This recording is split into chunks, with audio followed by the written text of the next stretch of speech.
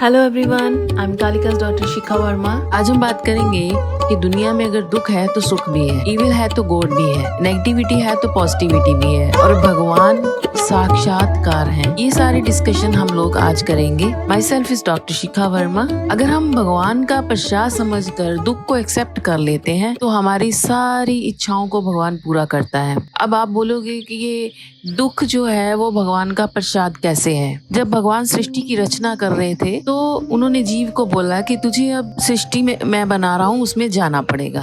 But जो जीव था उसने बोला कि मैं नहीं जाना चाहता हूँ, मैं आपके पास रहना चाहता हूँ। तो भगवान को उस पे दया आ गई और उन्होंने क्या किया कि उसके साथ अतृप्ति जोड़ दी, हर काम में दुख डाल दिया ताकि वो भगवान से कनेक्टेड रहे।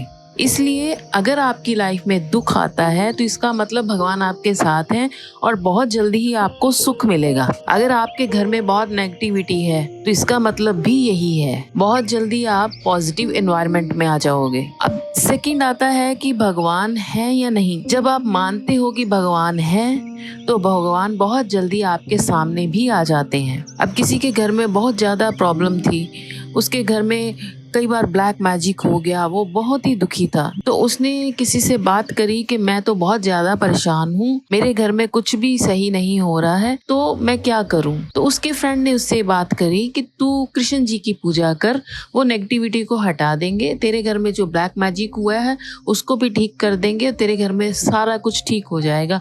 तो उसने कृष्ण जी की पूजा करनी शुरू कर दी, उनके मंत्रास पढ़ने शुरू कर दिए और डेली उनको भोग लगाता था। बट 1 साल बीत गया, उसको कोई भी रिस्पॉन्स नहीं मिला, तो उसने कृष्ण जी को पूजना बंद कर दिया।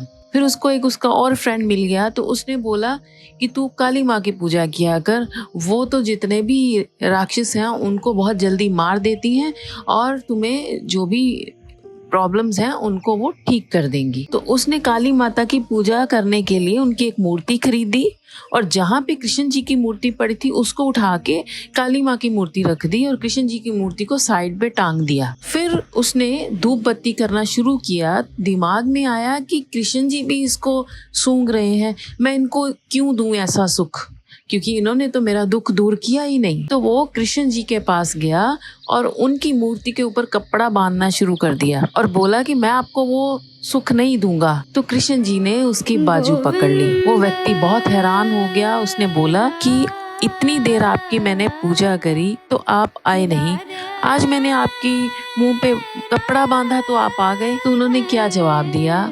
उन्होंने बोला आज ही तूने माना है कि कृष्ण जो है, वो सांस ले सकता है, वो सूंघ सकता है, इसीलिए मैं आपके पास आ गया। तो इसलिए अगर आप भगवान को मानते हो तो इस दिल से मानो कि भगवान है, आपके पास है। जब भी आप किसी संकट में हैं तो भगवान आपके पास है, वो आपके सारे संकट दूर कर देगा। थैंक्स। जय मां Kalika. Stay blessed and stay tuned.